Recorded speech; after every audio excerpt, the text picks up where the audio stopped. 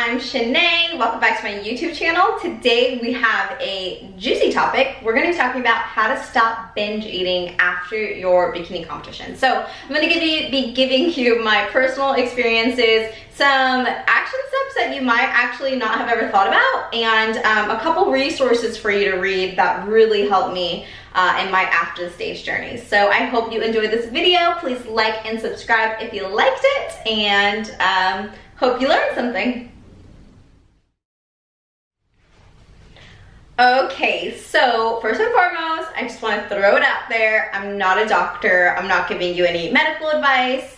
And this is just my own personal experiences, and we are all unique individuals, so what worked for me may not work for you. I encourage you to try different things, to not give up. I know it's a really tough part of being a competitor, is this post-competition part. It's really dark and can feel really shameful, but you're not alone. If you need some extra support, please join me in my Facebook group. I'll put the link down below, but that's where we're continuing the conversations that we have here on YouTube. So come join me, I'd love to have you.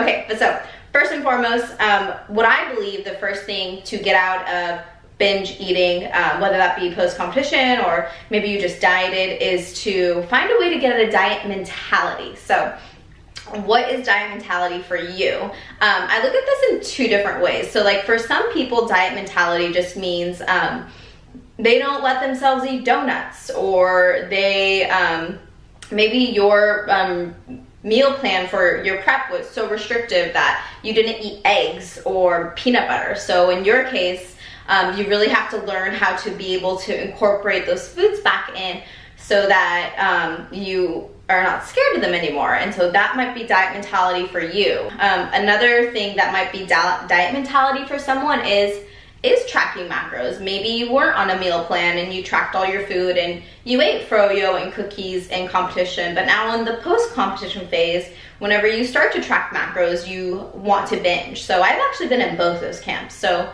important to really think about what is diet mentality for you and how to get out of it. So it might mean that you start tracking your macros and learning how to do like a flexible dieting lifestyle, or it might mean that you need to stop tracking your macros and go into more of an intuitive eating lifestyle. So that's going to be different and dependent on you.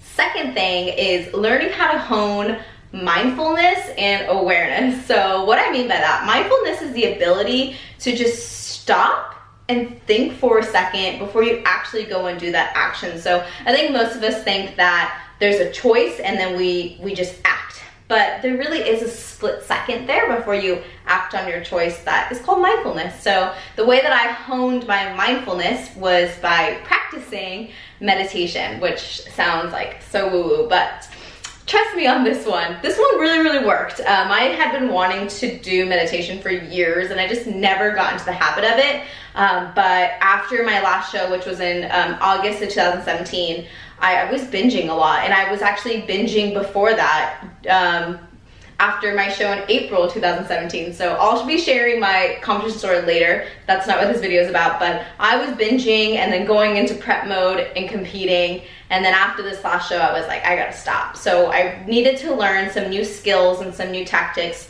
to overcome this stage of my life, and meditation was huge for me. So it really taught me self-awareness, stopping before I make a choice, and to like learn how to be quiet in your brain and your body. That was a really big one for me. If you are binging, you most likely, it's like a compulsive thing. You do it. And the reason why we do that is because we've created a habit loop in our brain. So the reason why competitors turn to food, you probably know this, but it's because you just spent a lot of time dieting. So most people, other people might turn to drugs or sex or alcohol, but for us, we just spent the last 3, 4, 5, 6 months restricting our food intake. So we turn to food as our drug, basically. So when you are very lean, your body is screaming at you to eat. So that's kind of the biological part. And when you do give in to that craving and you do eat, what happens is like dopamine gets released. You become more calm. You become relaxed, relieved, like, oh, thank God. Maybe that jar of peanut butter was staring at you in the fridge and you couldn't have it staring at you anymore. Now that you finished the peanut butter, you're never gonna eat it again, right? Like, who's been there? I've definitely been there. And so after you do give in and you eat the peanut butter, or you eat whatever it is for you, you do feel, you may not want to admit this, but you feel a momentarily like a feel of relief. It's like I don't have to look at the peanut butter anymore. I can't eat it anymore because it's all gone. And so what does that signal to your brain? That when it cues you to eat, you're gonna eat, and then you're gonna feel better. Because before then you were feeling anxious or you know, nervous being around food that you couldn't really have in your meal plan. I hope that makes sense. Anyways, what that does is creates habit loops in our brain, and then hard to fight your biology, guys. When we are 12% body fat, our biology is screaming at us to eat, and then that's why we may develop a binge eating, disordered eating pattern after our show. So meditation is going to help you create mindfulness so that the next time you pass by your fridge and you open your fridge up and you see the peanut butter, you are able to stop, take a breath, and ask yourself, what am I feeling?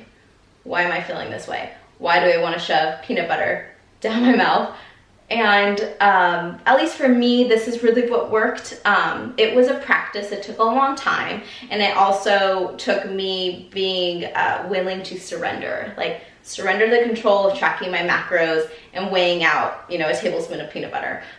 Learning how to trust myself around food again. So a lot of it is mental, in my opinion. I could tell someone, just track your macros and you'll stop binging. But for us girls who compete, we are so type A, we are so driven, we are so ambitious that being so controlling with our food is actually what got us here. So yeah, so my third tip for you, and then I'll give you some book recommendations, is self-love. I don't know if you were thinking that, but if you follow me on Instagram, you know that lately I've been like such a huge advocate of self-love. And the reason why that is going to help you stop binging is because you most likely are binging as a result of trying to control your food intake because you're trying to control the way that you look. Maybe you're trying to maintain a level of lean that you know is not maintainable, or you have gained all this weight and you're really, really trying to lose it because of this X date in the future. Like, whatever it is, I think it's really important to be honest with yourself and really ask yourself, like, do I love myself? And 10 times out of 10, every single time I talk to a girl on a DM and she was like, I just competed, I can't stop binging, blah, blah, blah, blah, blah, I ask, how do you feel about yourself? Do you love yourself? And it's a hard question, and I, you know, ask more questions, but all the time it's like, no, I feel disgusting. I'm not happy with myself.